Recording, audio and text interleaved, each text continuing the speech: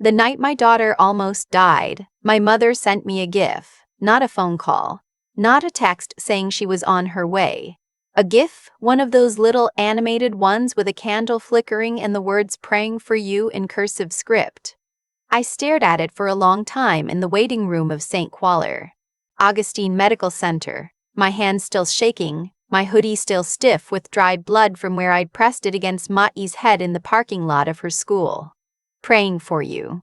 I put my phone face down on the chair beside me and didn't pick it up again for almost an hour. I need to back up. My name is Lena. Well, my full name is Lena Grace Whitfield, but nobody's called me that since my grandmother's funeral. And she was the only one who ever said it like it meant something. I'm 31. I'm a phlebotomist at a clinic in Columbus, Ohio. I have a 7-year-old daughter named Mossy, who has her father's jaw and my stubbornness, and an absolute obsession with anything that has to do with horses. I raised her mostly alone, which wasn't the plan but became the reality when her father, Danny, decided that having a toddler was not where he was at about 6 months after she was born and moved to Phoenix without leaving a forwarding address. So it was me and Macy. For 7 years, just the two of us in a 2-bedroom apartment on Clearwater Drive, and I will tell you honestly, it wasn't always easy, but it was ours. I worked early morning shifts so I could pick her up from school.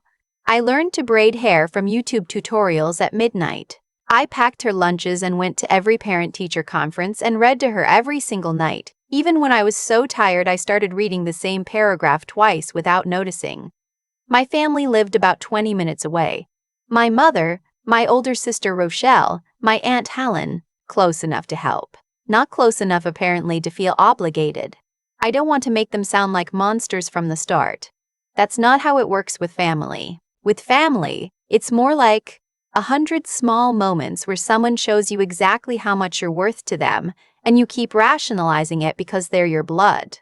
My mother had always had a way of making me feel like my problems were an inconvenience. Rochelle and I had been close once when we were teenagers, but somewhere in our 20s she'd started treating every conversation like a competition I didn't know I'd entered, and Aunt Helen was fine as long as you never needed anything from her. Still, they were family, and when things were hard, I kept going to them, because that's what you do. You keep going back. You keep thinking that this time will be different. It was a Tuesday in March when everything changed. Maki's school called me at 2047 in the afternoon. I was in the middle of drawing blood from a patient when I heard my phone buzz in my pocket. I'd left it on silent, but the school's number was on my exceptions list. I stepped out, apologized, answered. The vice principal's voice was very calm in the way that people are calm when they're actively trying not to alarm you. She told me there had been an incident on the playground. Matsy had fallen from the climbing structure, the tall one, the one I'd always thought was a little too high for 7-year-olds. She'd hit her head. She was conscious but confused. The paramedics were already there. I don't remember the drive to the school. I know I drove because I got there, but I genuinely could not tell you what route I took or whether I stopped at any red lights. I remember the ambulance, and I remember Mossy on a stretcher with a neck brace looking so small, so impossibly small. And I climbed in beside her and held her hand the whole way to St. Augustine, and she kept saying, "Mama, my head feels funny." And I kept saying, "I know, baby, I know, you're going to be okay." Which was a lie, because I had no idea if she was going to be okay, and the lie tasted like copper in my mouth. The CT scan showed a subdural hematoma. The attending physician, a woman with close-cropped hair and the practiced composure of someone who delivers bad news for a living, explained it to me in the hallway. There was bleeding between Maki's skull and her brain. They needed to do emergency surgery to relieve the pressure. The surgery itself was standard for this type of injury, she said. But there were risks, and she needed me to sign the consent forms, and they needed to go soon. I signed the forms. My hand was shaking so badly that my signature looked nothing like my signature. They took Macy through a set of double doors, and I stood there in the hallway alone, until a nurse gently guided me to the surgical waiting room. And then I called my mother. She answered on the 4th ring. I told her what happened, all of it, as clearly as I could. Because I needed someone to help me carry this. I needed someone to say they were on their way. I needed someone to walk through those hospital doors and sit beside me because I was coming apart at the seams in a vinyl chair in a waiting room that smelled like antiseptic and burnt coffee. My mother said, "Oh no, that's terrible." She said it the way you say it when someone tells you their flight was delayed. Then she said, "Is she going to be okay?" I said I didn't know. That's why they were doing surgery. There was a pause. Then she said, "Well, keep us posted. I've got Helen's birthday thing tonight. I can't really, but keep us posted." I held the phone against my ear for a few seconds after she hung up. Then I set it down on the chair beside me and I sat there in my work scrubs with blood on my sleeve. Mai's blood from when I'd held her head in the school parking lot, and I stared at the wall. I texted Rochelle. She responded 40 minutes later with, "Ah, that's so scary, hope she's okay." Then, 2 minutes after that, "Also, just so you know, Mom and I are dealing with a lot right now, so we might not be able to come tonight." I put my phone face down on the chair. That's when a man sat down across the room from me. I noticed him the way you notice things at the edge of your vision when you're mostly somewhere else in your head. He was older, maybe mid-50s, silver at his temples, wearing the kind of quiet, expensive clothes that don't announce themselves. He was alone. He had a paper coffee cup he wasn't drinking from. He looked like someone who had sat in a lot of waiting rooms. He didn't look at me. I didn't look at him. We were both just two people sitting in a room waiting for someone on the other side of a door. About 40 minutes later, a nurse came out and told me the surgery was going well and that the surgeon would come speak with me when they were done. I thanked her and she went back through the doors and I let out a breath I'd been holding for what felt like hours, and then, to my complete humiliation, I started crying. Not quietly. The ugly kind. The man across the room reached into his jacket pocket and held out a travel pack of tissues without looking up from the middle distance he'd been staring at. I took them. I said thank you. He nodded. After a while he said, "First time in a place like this?" I laughed. One of those involuntary laughs that comes out when something isn't funny at all. I said, "With my daughter, yes." He was quiet for a moment. Then he said, "It doesn't get easier, the waiting, but you get better at surviving it." I didn't know what to say to that, so I didn't say anything. "His name," he told me eventually, not pushing, just offering, the way you offer your name to someone standing next to you in a long line, was Theodore Gaines. He went by Ted. He was there because his brother had gone into cardiac surgery that afternoon. We talked off and on over the next 2 hours. Nothing heavy.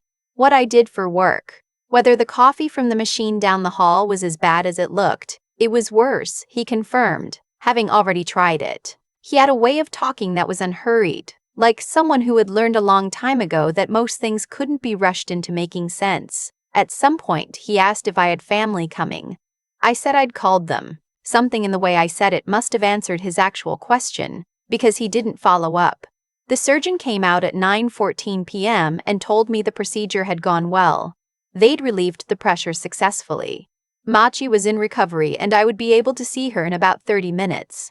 She would need to stay in the ICU for monitoring, likely 3 to 4 days, possibly longer depending on how she progressed. I cried again, this time with relief, which felt entirely different, like something unknotting in the center of my chest. Ted Gaines said, "Good news then," and he looked genuinely glad. I went in to see Masi once they cleared me. She was pale and there were tubes and monitors and her head was bandaged. But she opened her eyes when she heard my voice and said, "Mama," in a small, groggy way, and I held her hand and told her she was so brave, and she said, "Did I miss the horse show at school?" And I told her no. I'd make sure she didn't miss it. I sat with her until visiting hours ended, and then I went back out to the waiting area. Ted was still there. His brother's surgery had run long. We sat in something that had started to feel like companionable silence. Around midnight, my mother, Rochelle, and Aunt Helen walked in. I felt a complicated thing when I saw them. Relief and dread braided together. Relief because they'd come. Dread because something in the way they were moving, the way Rochelle was holding a folder against her chest, told me this wasn't just a welfare visit. My mother hugged me briefly. She smelled like the perfume she'd worn to Helen's birthday party. She asked how Makey was. I told her. "Surgery successful, ICU, a few days of monitoring." My mother nodded. Then she looked at Rochelle, and Rochelle set the folder down on the small table between the chairs. I looked at it. "What is that?" Rochelle said. "We've been talking, the three of us, and, look, Lena, we love you, but we've been worried for a while, about Marcia, about whether your situation is really my situation. You work crazy hours. You're a single parent with no real support system. And now this?" She gestured vaguely toward the ICU doors. "This kind of thing, it raises questions." I looked at my mother. "What questions?" my mother said, very carefully. "We just think it might be worth exploring whether Mossy might be better off with a more stable, say what you're saying." My voice came out steadier than I felt. "Just say it." Rochelle opened the folder. Inside was a set of papers.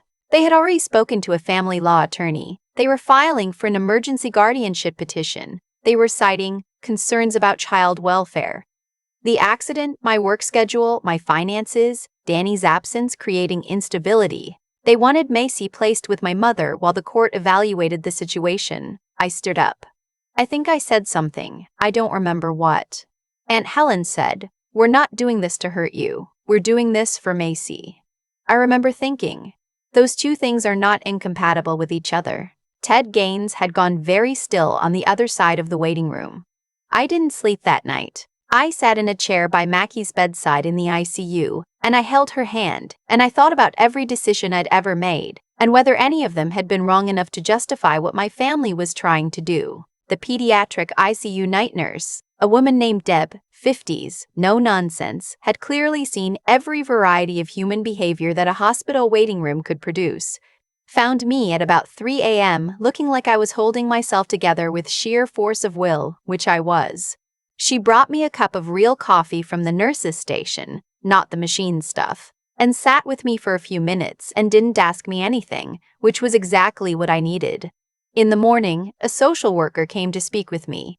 Her name was Ms. Yaboa. She was professional and kind, and she explained that she'd received a report. I felt that land in my stomach like a stone, and that she was required to conduct an assessment.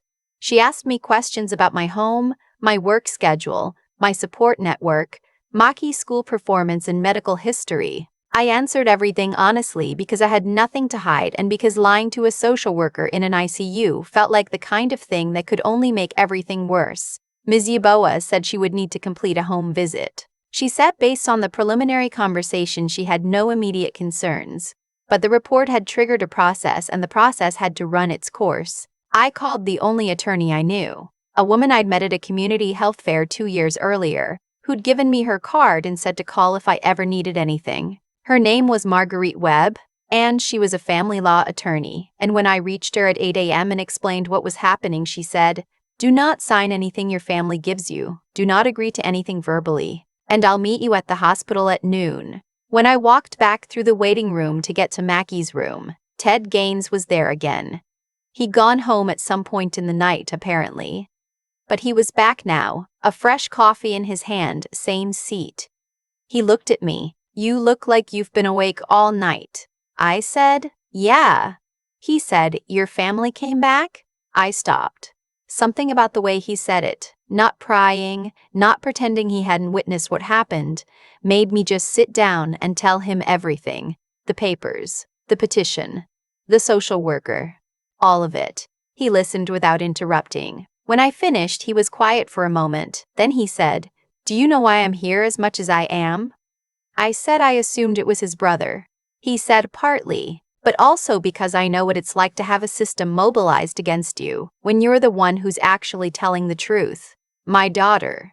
He stopped, looked at his coffee cup, started again.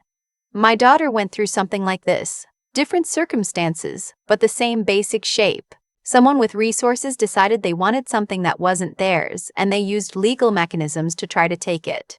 We fought it. It took 3 years, and it was the hardest thing I've ever done.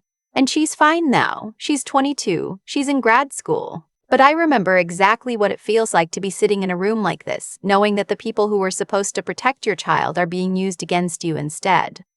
I asked him what he did. "For work, I meant, because I had been sitting with this man for close to 12 hours, and I still didn't know anything about him except his name and the fact that he gave good tissues. He told me. The name of his company meant something even to me, and I don't follow business news. He was the kind of person whose name appeared in the Columbus Dispatch, maybe once every 2 years when a major deal closed or a new building got announced. I must have looked startled because he said, "I'm not telling you that to impress you. I'm telling you because I want you to understand that when I say I know people who can help, I'm not just saying that."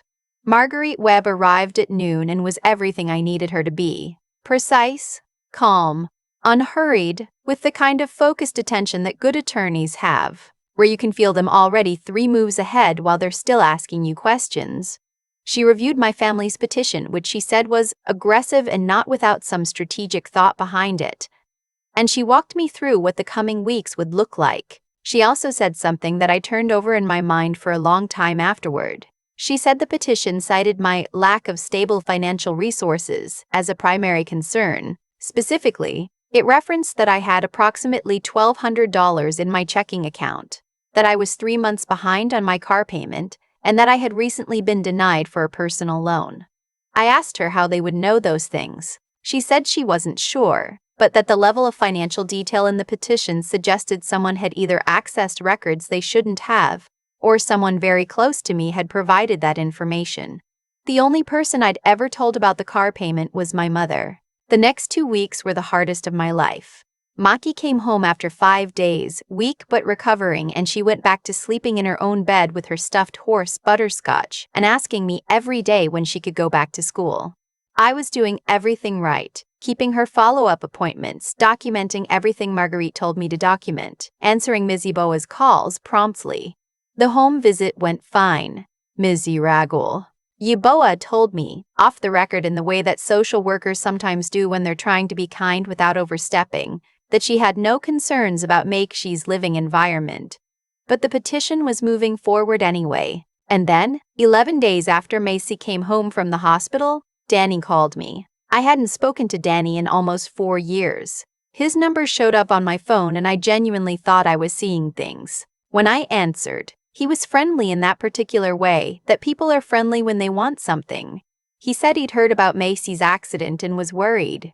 He said he'd been doing a lot of thinking. He said he was considering filing for paternity rights. He was Macy's father after all, and potentially supporting the guardianship petition. I said, "Who contacted you?" He was quiet for just a second too long. Then he said, "I'm just saying, as her father," I said, "No one called you about this on their own, Danny. Who contacted you?"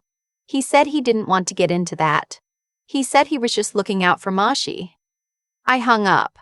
I called Marguerite. She said, "This is a coordinated effort." She said it matter-of-factly, the same way she said everything, but I could hear something underneath it. An alertness, a sharpening. I also called Ted Gaines. I had his card because he'd given it to me on the second day at the hospital, said to call if I needed anything, and I'd been holding on to it for almost 3 weeks because I wasn't sure if using it would mean something I wasn't ready for. But I called. He answered on the second ring. I told him about Danny. I told him about the financial records. I told him what Marguerite had said about coordination. He was quiet for a moment. Then he said, "I need to ask you something, and I need you to answer honestly. Does your family have any reason, financial, personal, anything, to want custody of Macy specifically?" I didn't understand the question at first. And then, slowly, I did. Macy's paternal grandmother, Danny's mother, had died the previous year. She had set up a small trust for Macy, not a large amount. Danny's family wasn't wealthy, but it was something. About $40,000 structured to be accessible when Macy turned 18, but with a provision that the legal guardian had some oversight authority in the interim. I had never thought about that trust in any strategic way. It was money for Maki's future. That was all it had ever been to me. Ted said, "Who knows about that trust?" I thought about it. I'd mentioned it to my mother once. Just once, offhandedly, maybe a year ago. Ted said, "Okay, give me a couple of days. I want to be honest about the next part, because I think it's important, and I think it's the part people most want to gloss over in stories like this." What Ted Gaines did wasn't magic. He didn't have a secret file on my family.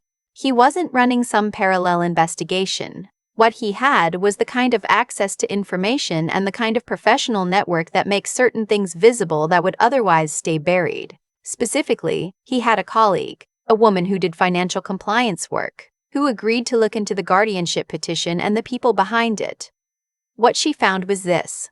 My mother had borrowed money from Rochelle, a significant amount, $23,000, over the past 2 years, which my mother had used to cover a series of debts I hadn't known about. My mother had told Rochelle the money was a loan, but there was communication between them, emails, texts, that made it clear they discussed the possibility that if my mother obtained guardianship of Maisie, she would have some access to the trust funds, and that this could be used to offset what she owed. It wasn't fraud in the straightforward sense. It was more complicated than that, and Marguerite had to explain it to me several times before I understood the full picture. But the basic shape of it was, my mother was in financial trouble, my sister knew about it, and someone, we never established with certainty whether it was Rochelle's idea or my mother's, had looked at Maisie's trust and decided it was a solution. Danny had been contacted by Rochelle. She'd found his phone number through a mutual acquaintance and told him there was an opportunity to formalize his parental rights, which could give him some financial standing. He'd agreed because Danny has always, at his core, been motivated by what costs him nothing and gains him something. When Marguerite presented all of this to the court, the judge, a woman who had the particular kind of no-patience energy of someone who has seen every variety of bad faith that family court can produce, dismissed the guardianship petition. She also referred the financial coordination elements to the county DA's office for review. My mother called me that evening. She cried. She said she was sorry, that she'd been desperate, that she hadn't really thought it through. She said she'd never wanted to hurt Maisie, that she loved Maisie. I believed her about loving Maisie. I believe that part is true. I said, I know you love her, and I can't talk to you right now. I haven't talked to her since, not really. Some text messages, a birthday card for Maisie. That's all, so far. Maybe that changes one day. Maybe it doesn't. I'm still figuring out what that relationship looks like from here. Rochelle has not contacted me. I don't expect her to. What I think about most, when I think about all of it, is a conversation I had with Maisie about 3 weeks after she came home from the hospital. She was sitting on the kitchen counter watching me make dinner. She does this. Just sits there and watches me cook and talks, and it's one of my favorite parts of the day.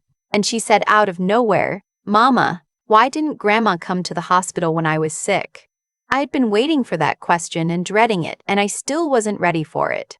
I said, she had some things she was dealing with. Machi thought about that. She said, but you would have come if it was her who was sick, right? I said yes, immediately without hesitation. She said, yeah, I know you would have. And then she went back to watching the pasta water like that had settled something for her. 7 years old. She's been figuring out who people really are since she was 7 years old. I don't know whether to be proud of her or heartbroken about that. I think both. I think it's both. Ted Gaines checked in on us a few times after everything was resolved. He came by the apartment once, brought flowers for Maisie, who was delighted by them, and immediately decided they needed to be arranged in her horse-shaped watering can. He stayed for about an hour. He told me his brother had made a full recovery. I asked him once, because I'd been wanting to ask for months, why he'd gotten involved. He was a stranger in a waiting room. He had his own family crisis happening in real time. He didn't know me from anyone. He thought about it for a moment. He said, I told you about my daughter. What happened to her? He looked at his hands. The person who helped us, when we were in the middle of it and it felt like the whole system was pointed the wrong direction, was someone we'd never met before. A paralegal at a nonprofit. She spent about 4 hours on our case and found something that changed everything. She did it because it was right, not because she had any reason to. He looked up. I think about her a lot. I think about what would have happened if she'd just gone home that day instead, he said. I guess I'm always looking for the chance to be that person for someone else. Missy went back to school 6 weeks after the accident. On her first day back, her teacher, who had been sending her little cards and drawings from the class all through her recovery, hung a welcome back banner that the kids had made. Mackie came home and told me about it in such detail. the exact colors of the letters, who had drawn which part, that we were almost late for dinner. She asked me that night if she could start riding lessons. Real ones, at the stable out past Westerville. I looked up the cost. I winced a little. I said yes. She is currently the most serious 7-year-old I have ever seen on a horse. Her instructor told me last month that Mossy has, and I'm quoting directly, an uncommon natural feel for it. I sat in the bleachers of that little stable on a Saturday morning and watched my daughter learn something she loves, and I thought about the parking lot of her school, and the ambulance, and the vinyl chair in the surgical waiting room, and my mother's GIF, and the folder of papers, and Ted Gaines handing me tissues without looking up, and Marguerite Webb walking into a hospital at noon on a weekday because someone called her and needed help. I thought about how many things had to happen in a very specific sequence for us to end up here, in this bleachers, watching this kid on that horse. I don't have a neat conclusion to offer. I don't think I've learned something clean and transferable about trust, or family, or the kindness of strangers. I think I've learned something messy and specific about all three, and I'm still in the middle of learning it. What I know is that I have never in my life felt more certain about anything than I am about this. The people who show up for you in the worst moment? That's the list. That's the real list. Everything else is Christmas cards and gifts with flickering candles. Maquis on the list. Deb the night nurse is on the list. Marguerite Webb is absolutely on the list. Ted Gaines, who handed a stranger his last travel pack of tissues at 11 o'clock at night in a surgical waiting room and asked nothing in return, is at the very top of it. My mother is not on the list right now. That's the truth, and it still hurts. And I think it will keep hurting for a long time. But Massey looks up at me from the back of that horse and waves with her whole arm, the way little kids wave. Like she wants to make absolutely sure I can see her. I can see her. I've always been able to see her. That's the whole story. I've spent a lot of time thinking about cause and effect since everything happened. Not in any spiritual sense. I'm not wired that way. But in the plain, observable sense, the things people choose to do and the things those choices eventually produce. My mother chose to send a GIF. Rochelle chose to put financial math ahead of her own niece. Danny chose to answer a stranger's phone call because there might be something in it for him. None of them made one dramatic villainous decision. They made a series of small ones, each reasonable sounding on its own. And the accumulation of those choices nearly cost Macy her stability and nearly cost me my daughter.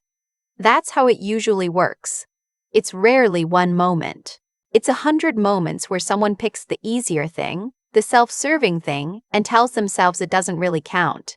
And then there's the other side of it. Deb, the night nurse, chose to bring me real coffee at 3 a.m. when she had a full floor to manage and no obligation to notice me at all. Marguerite Webb chose to answer her phone at 8 a.m. and drive to a hospital at noon for someone she'd met once at a health fair. Ted Gaines chose to hand a crying stranger his last travel pack of tissues and then, weeks later, chose to use what he had access to in order to help someone who had no access to anything. Those were also small choices, accumulating in the other direction. I think about that a lot. How the same basic mechanism, just pointed differently, produces completely opposite outcomes. It's not complicated. It's almost frustratingly simple. You choose, repeatedly, whether to be the kind of person who shows up or the kind who sends a GIF. And over time, those choices become who you actually are. Not who you think you are. Not who you tell people you are at Thanksgiving. Who you actually are. What kept me standing through all of it wasn't courage in any grand sense. It was just, I knew what was true. I knew what kind of mother I was. I knew my apartment and my daughter and my life, and no petition on a table could make me doubt those things even when it was trying very hard to. That's a kind of intelligence that doesn't come from school. It comes from paying attention to your own life honestly, without flinching. Knowing the difference between what someone says about you and what you actually know to be real. Machi was fine. I was doing right by her. I held on to that when everything else was being thrown at the wall. And Makiao, 7 years old, horse-obsessed, recovering from brain surgery, looked at me from the kitchen counter and said, "You would have come." Just like that. No drama. Just a fact she'd already figured out. I want to be the person who deserves that certainty she has in me. Every single day, I want to earn it. That's not a lesson I learned from the story. That's the thing that got me through it. It was already there. I just had to hold on to it tight enough. The people who tried to take Maki from me didn't lose because the system worked perfectly or because justice is guaranteed. They lost because they built something on a foundation that wasn't true, and things built on untrue foundations eventually fall. That's not fate. That's just physics. I'm still Lena Grace Whitfield. Phlebotomist, single mom, Mackey's person. That's the whole list. That's always been enough.